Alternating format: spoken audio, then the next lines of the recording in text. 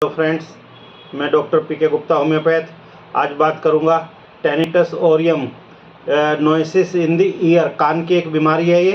कान में इसे मेनियर्स डिजीज भी कहते हैं। कान में जब पर्दे पे ड्राइनेस आती है, खुश्की आती है, और या कान के पर्दे पर खुश्की आने की वजह से कुछ मैल जम जाता है, या वो मिट्टी भी हो सकती है, वैक्स भी हो सकता है। और जैसे बहुत से लोग कोयले की खान में या रेते की खान में, बदरपुर की खान में काम करने वाले लोग होते हैं, उनके कान के पर्दे में अक्सर मैल जम जाता है।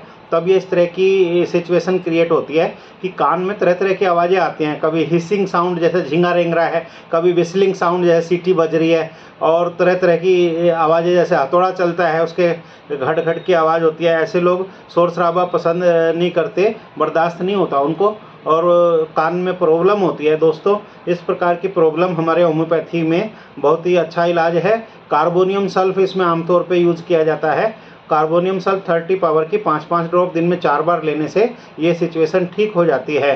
और दोस्तों, इस प्रकार के हेल्थ टिप्स पाने के लिए हमारे वीडियो को लाइक एंड फॉलो कीजिए।